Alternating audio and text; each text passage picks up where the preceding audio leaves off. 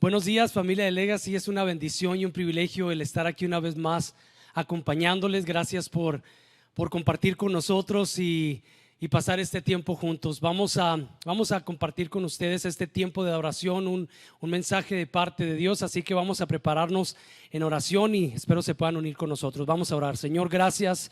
Gracias por este día, gracias por la oportunidad que tú nos das de congregarnos a través de los medios, Señor, y gracias porque sabemos que tú estás en el asunto, tú estás en todas partes, Señor, y para ti no hay límites. Y esta mañana queremos pasar este tiempo de alabanza, de adoración, juntos a través de la pantalla, Señor, glorificando y honrando tu nombre, Señor. Nos ponemos en tus manos y te damos gracias en el nombre de Jesús. Amén. Y bueno, pues vamos a adorar el nombre de nuestro Dios esta mañana. Amén. Nombre, sobre todo nombre, reinarás por siempre, siempre igual te exaltaré. Cristo, sobre todo nombre, reinarás por siempre, siempre igual te exaltaré. No hay más grande, nombre no hay más fuerte, nombre no hay, por siempre te exaltaré. Nombre no hay que sane, nombre no hay que salve, nombre no hay, precioso te exaltaré.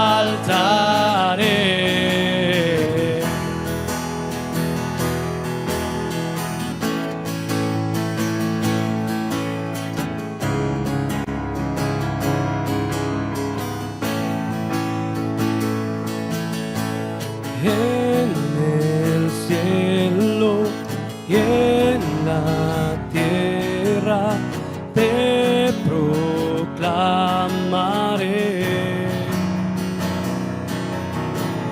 En el cielo y en la tierra te proclamaré.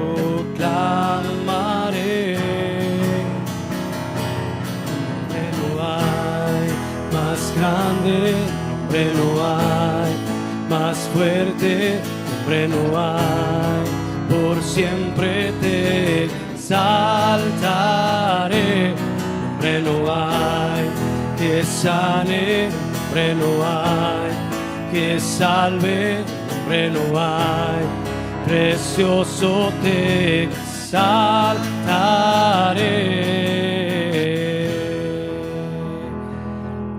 Gloria a Dios, no hay un nombre como el de nuestro Dios, amén. Te adoramos, Señor.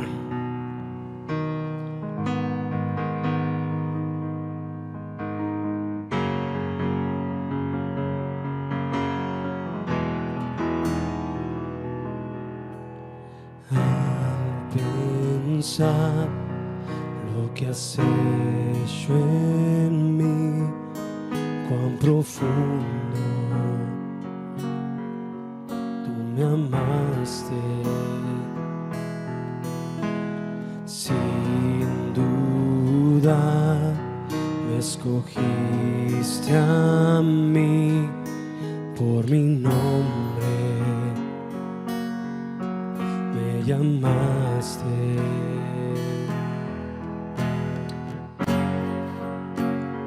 Dame de beber de tu amor, la fuente de todo poder, el agua que sacia mi sed, tu inagotable amor,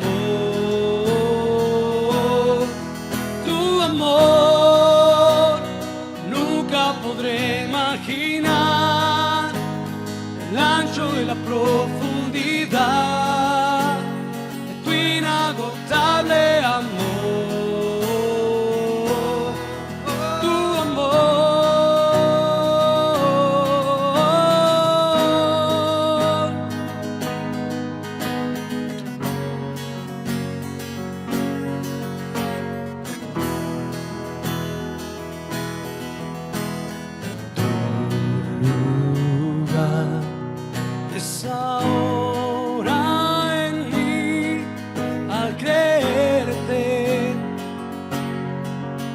haces fuerte. Como Él es, soy ahora aquí. Mis temores desvanecen.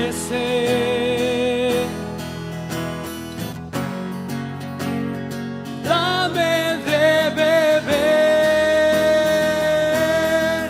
de tu amor, la fuente de todo poder, el agua que sacia mi sed, tu inagotable amor, tu amor. Nunca podré imaginar el ancho y la profundidad, tu inagotable amor.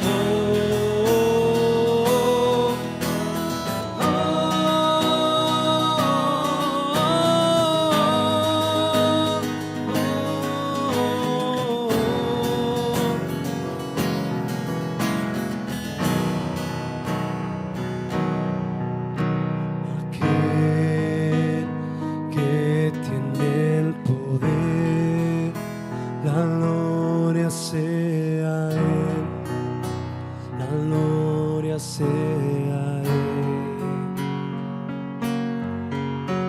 Aquel que tiene el poder, la gloria sea a Él, la gloria sea a Él. Aquel que tiene el poder, la gloria sea a Él, la gloria sea a Él.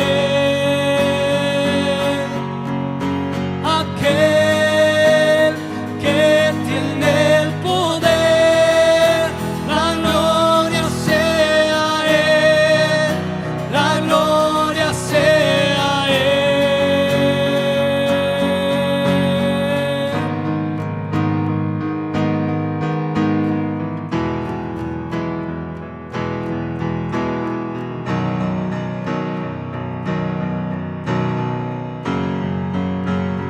Dame de beber de tu amor, la fuente de todo poder, el agua que sacia mi sed, tu inagotable amor, tu amor. Nunca podré imaginar el ancho y la profundidad de tu inagotable amor.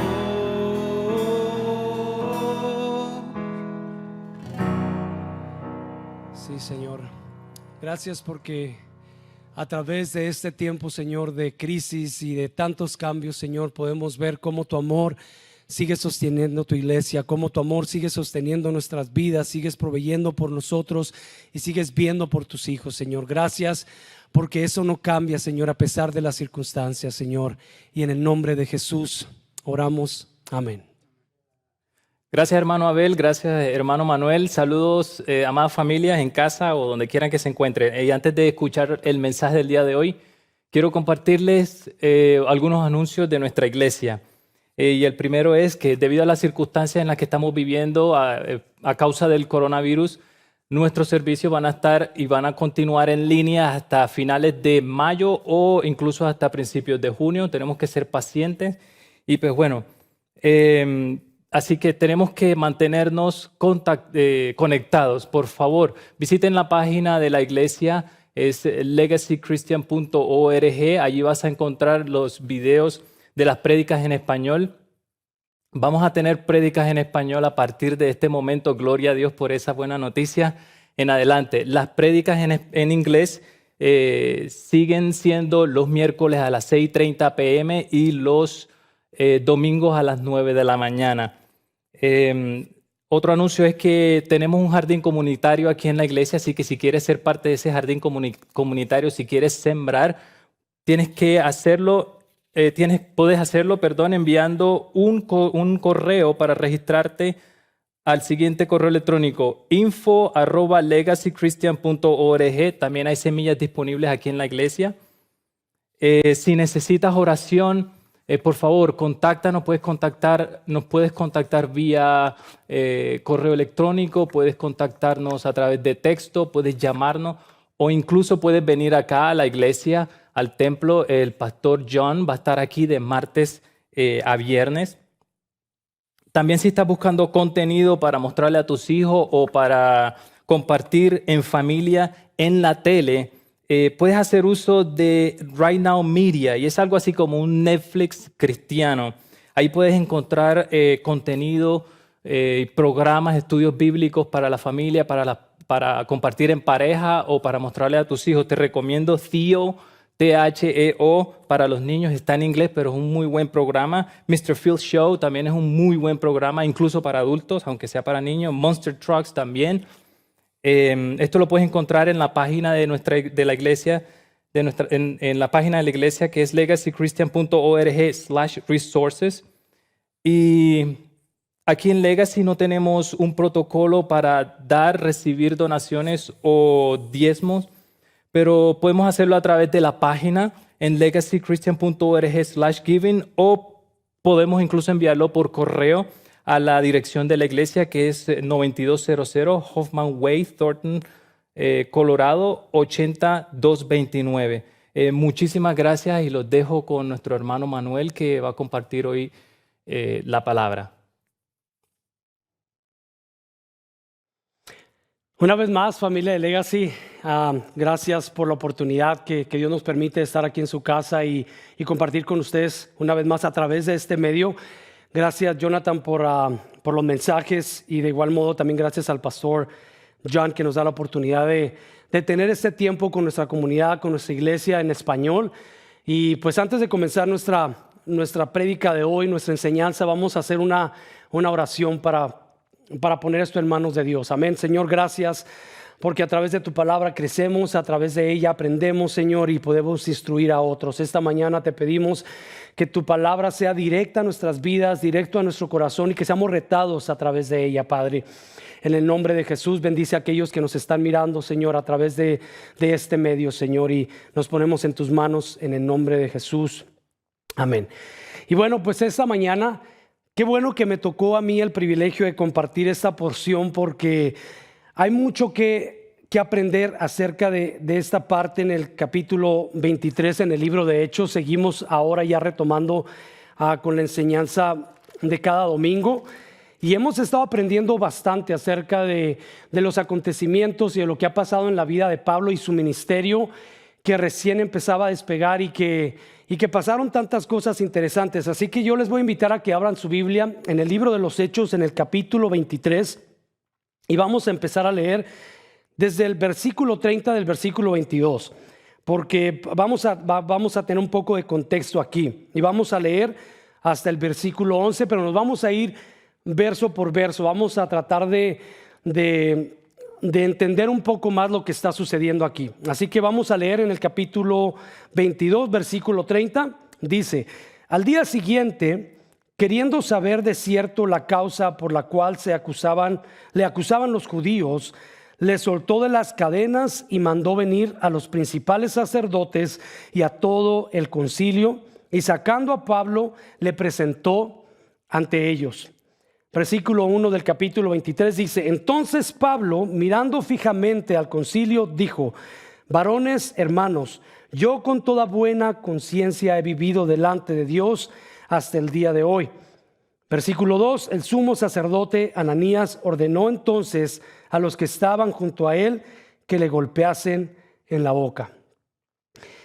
Vamos a detenernos un poco aquí solamente para entender lo que estaba sucediendo.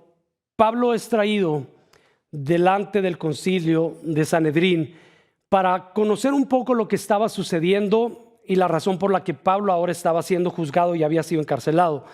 Y Pablo, vemos en esta parte que dice: yo con toda buena conciencia he vivido delante de Dios hasta el día de hoy. Pablo no se estaba refiriendo a que él era una persona perfecta, sino que conforme a la ley en la que él había sido instruido, había sido enseñado, ahora él había cumplido la ley. Él la conocía perfectamente y la había obedecido y se relacionaba con los fariseos y con la gente que estaba en el concilio, porque ellos aman la ley, porque ellos cumplen la ley supuestamente, y ahorita vamos a ver por qué les digo supuestamente, y no era altanería de parte de Pablo de decir yo he cumplido la ley, yo soy una persona perfecta, sino que simplemente se ponía en el mismo lugar. Y nosotros a lo largo desde que Pablo llega a Jerusalén, vemos que es una manera muy peculiar de Pablo relacionarse con la audiencia, relacionarse con la gente a la que él está hablando. Entonces él por eso llega y les dice hermanos, porque al igual que ellos es judío, al igual que ellos es fariseo, era fariseo. Entonces dice, después de que dice él, el sumo sacerdote Ananías ordenó entonces a los que estaban junto a él que le golpeasen la boca. En ese momento yo creo que Pablo no esperaba que eso sucediera, así que después de que, puedo pensar que fue como una bofetada la que le dieron a Pablo. Y en el versículo 3 vemos la reacción ahora de Pablo. Dice, entonces Pablo le dijo, Dios te golpeará a ti, pared blanqueada. ¿Estás tú sentado para juzgarme conforme a la ley y quebrantando la ley me mandas golpear? Y esto a lo mejor nosotros podemos encontrar un tono ahora diferente en Pablo. Ya no era tal vez de una manera más tranquila, una manera más sumisa. Ya Pablo estaba exaltado, estaba enojado, lo acababan de golpear y aparte sin una razón aparente. Y él les dice esto porque, como ya les menciono, Pablo conocía la ley y él sabía que estaban irrumpiendo. Dice en la última parte del versículo 3, dice, ¿estás tú sentado para juzgarme conforme a la ley y quebrantando la ley me mandas golpear? En la ley judía era prohibido golpear a una persona que estaba siendo interrogada. No podían golpearlo. Era un tiempo un proceso de juzgar a la persona o al acusado, si ustedes quieren. Entonces Pablo se molesta por esa razón, de si ustedes están ahí para cumplir la ley y en este momento la están rompiendo. Ahora, Pablo les hace, podamos decirlo casi como un insulto a ellos cuando él les dice, ustedes son pared blanqueada. Y podemos hacerlo, recordando las palabras que Jesús también les dijo a los fariseos cuando les dijo sepulcros blanqueados. Y paramos nada más a hacer una nota rapidita aquí. En aquel tiempo se usaba que ellos pintaban la piedra o las paredes cerca de un sepulcro de color blanco para que la gente no fuera a tocar por accidente la piedra o se acercara a un lugar donde había una persona muerta, porque conforme a la ley los judíos no pueden tener contacto con una persona muerta o con nada que esté cerca de ellos. Entonces por eso les dijo así, por fuera, literalmente lo que Jesús les había dicho a los fariseos, por fuera ustedes son como sepulcros blanqueados, están pintados, pero por dentro ustedes están podridos, ustedes están muertos. Entonces básicamente Pablo parafraseaba lo que Jesús ya le había dicho a los fariseos. En el versículo 4, los que estaban presentes dijeron al sumo sacerdote, lo leo en forma de pregunta, al sumo sacerdote de Dios injurias. Pablo dijo, no sabía, hermanos, que era el sumo sacerdote, pues escrito está, no maldeciréis a un príncipe de tu pueblo. Qué tremendo. En este caso, los sacerdotes, los escribas y los maestros de la ley estaban para cuidar, para educar al pueblo, para instruirlos conforme a la ley y para hacer cumplir la ley a través de su testimonio. Y era desafortunadamente ellos quienes no cumplían con aquello que predicaban. Y esto Pablo, yo creo que lo sabía, lo conocía, Jesús lo sabía y se los hacía saber una y otra vez. Ustedes predican, ustedes dicen, ustedes anuncian lo que se debe de hacer, pero no lo cumplen. Jesús les dijo hipócritas, precisamente por esa razón, porque debían cumplir la ley y no lo hacían. Imponían cargas sobre el pueblo que ni siquiera ellos mismos podían llevar. Jesús también lo dijo. Entonces, qué falta de congruencia y qué falta de testimonio el decir yo quiero que tú hagas cierta cosa, pero yo no lo cumplo. Y ellos ahí sí estaban defendiendo su posición. Le decía, estás golpeando al sumo sacerdote. Defendían su título, pero a la hora de cumplir con lo que tenían que hacer, no lo hacían.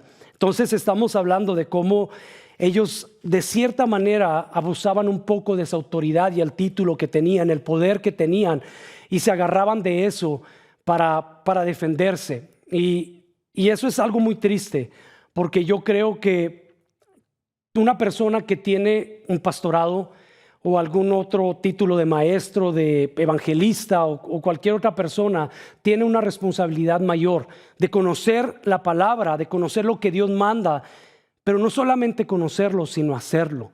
Y a través de eso testificar a los demás y a la gente que está detrás de esa persona, cumplir con lo que la palabra de Dios está diciendo y no solamente conocerlo. Entonces, Pablo, la respuesta de él es muy interesante. Dice, Pablo dijo en el versículo 5, no sabía, hermanos, que era el sumo sacerdote, pues escrito está, no maldecirás a un príncipe de tu pueblo. Hay algunos comentaristas y estudiosos de la Biblia que sugieren que Pablo hablaba de modo con sarcasmo. Decir, no sabía que él era el sumo sacerdote, puesto que no está cumpliendo con la ley. Pero yo creo que Pablo en verdad no sabía que era el sumo sacerdote. Y aquí nosotros podemos pensar que sí es verdad que Pablo tenía problemas de la vista. A lo mejor no se había dado cuenta que era el sumo sacerdote quien estaba hablando con él. Porque podría parecer un poco ignorante él el haber dicho, yo cumplo con la ley conforme a lo que sé y a lo que he conocido, y a minutos después haberla rompido, porque él sabía, y lo dice en el versículo 5 al final, dice, no maldecirás a un príncipe de tu pueblo. No creo que hubiera sido capaz de en ese momento haber declarado que él cumplía la ley y haberla rompido en ese momento. Entonces Pablo no sabía con quién estaba tratando. Versículo 6, entonces Pablo, notando que una parte era de saduceos y otra de fariseos, alzó la voz en el concilio y dijo, varones hermanos, yo soy fariseo, hijo de fariseo, acerca de la esperanza y de la resurrección de los muertos se me juzga. Pablo se da cuenta quién estaba en el concilio y de cierto modo podemos pensar se sacó el as de la manga. Hizo una jugada que a lo mejor no se le esperaban. Dijo, tengo que salir de esta. Esa es mi sugerencia. Hay otras personas que pueden comentar otra cosa, pero mi sugerencia es más esa, decir, tengo o quiero salir de esta, ¿qué hago? Entonces, en el versículo 6 parece ser un poco claro, dice, entonces Pablo, notando que era una parte de saduceos y otra de fariseos, entonces puso un poco de atención en el cuarto, decir, ok, ¿cómo puedo salir de esta? Y hace ese comentario. Ahora, Pablo ya es una persona renovada, Pablo ya es una persona salva, ya no se estaba refiriendo a la ley, sino ahora a este nuevo encuentro, es decir, me están juzgando acerca de la esperanza que ahora era Jesús para él, y de la resurrección de los muertos, que hablaba ahora de la resurrección a través de Jesucristo, se me está juzgando. Entonces, versículo 7 dice, cuando dijo esto, se produjo disensión entre los fariseos y los saduceos, y la asamblea se dividió. Porque los saduceos dicen que no hay resurrección, ni ángel, ni espíritu, pero los fariseos afirman estas cosas. Y hubo un gran vocerío, y levantándose los escribas de la parte de los fariseos, contendían diciendo, ningún mal hallamos en este hombre, que si un espíritu le ha hablado o un ángel, no resistamos a Dios. Y habiendo grande disensión, el tribuno teniendo temor de que Pablo fuese despedazado por ellos, mandó que bajasen soldados y le arrebatasen de en medio de ellos y le llevasen a la fortaleza. Una escena similar a la del capítulo 22. Abre la boca Pablo y la comunidad, la gente, el concilio estalla, siempre causando polémica. La intención de Pablo ha sido muy clara desde el principio. En él hay un deseo ferviente y hay un interés que nosotros podemos notar de predicar la palabra. Es lo único que él espera.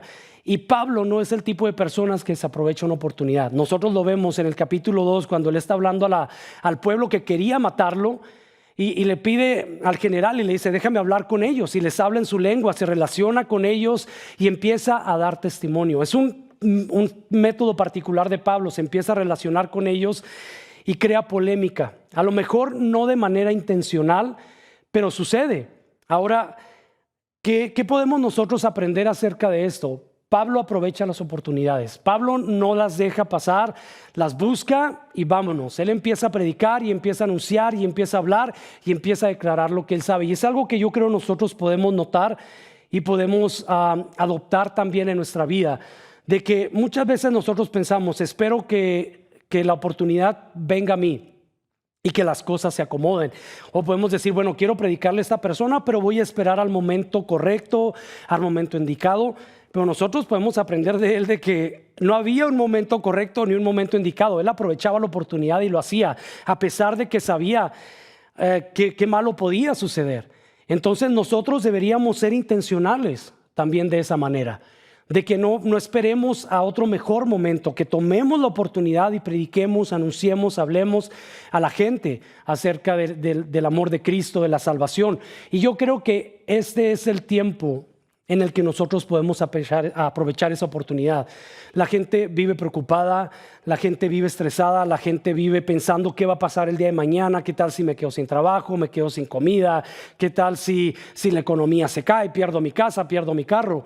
Y la gente vive en esa tensión permanente. Entonces nosotros conocemos la respuesta. Nosotros tenemos a Jesucristo, que Él es nuestra paz, que Él es nuestra esperanza. Y eso es lo que nosotros deberíamos hacer. Empezar a salir, empezar a predicarle, empezar a enseñarle a la gente acerca de o compartir lo que nosotros tenemos.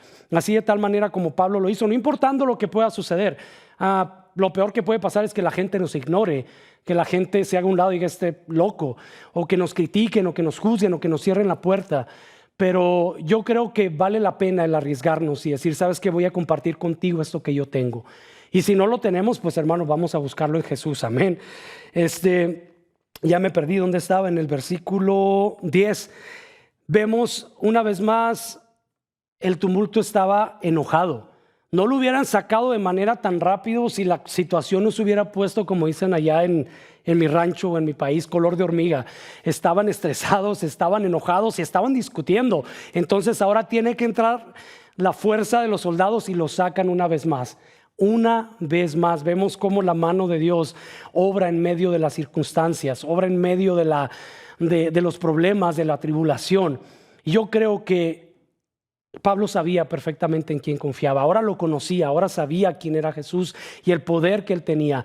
Y yo creo que cuando nosotros nos encontremos en una situación tal vez no tan similar, o que nos encontremos estresados, preocupados o en medio de un problema, tenemos un Dios que pelea por nosotros, un Dios que nos defiende, un Dios que tiene medios para sacarnos a nosotros de las circunstancias negativas y de los problemas. Entonces también podemos ver cómo la mano de Dios actúa en este tiempo.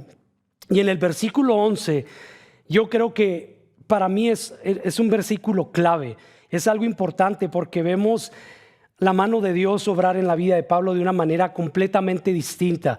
A la noche siguiente se le presentó el Señor y le dijo: ten ánimo, Pablo, porque como has testificado de mí en Jerusalén, así es necesario que testifiques también en Roma. Imagínense la escena. Pablo tenía la intención de presentarse a lo mejor delante del concilio y decir: esta es mi oportunidad, les voy a hablar acerca de Jesús, voy a predicarles acerca de lo que ahora he conocido, porque a eso Dios lo había mandado.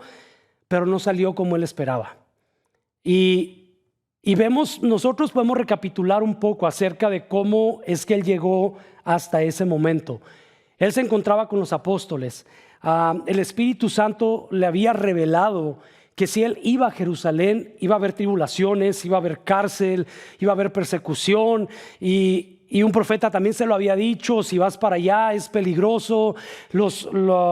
Sus amigos estaban preocupados por él, mas sin embargo en Pablo había un deseo de ir a predicar a Jerusalén, y también tenía un deseo ferviente de ir a predicar a Roma. Entonces parece un poco obstinado y parece un poco de que no me importa lo que venga, no me importa lo que pase, esto es lo que yo quiero hacer. Y a lo mejor en su mente tiene una idea completamente diferente de cómo sería. Cuando yo llegue, yo voy a predicar y la gente va a recibir el mensaje, pero no fue así. Nosotros lo empezamos a ver desde el principio. La gente quería matarlo, estaba encarcelado y fue golpeado aparte. Entonces está ahí tal vez encerrado y está meditando, decir: ¿qué he hecho? no era como yo quería, a lo mejor un poco desanimado. ¿Por qué me está pasando esto? Señor, si tú sabes que mi única intención era predicar, era anunciar y compartir la esperanza.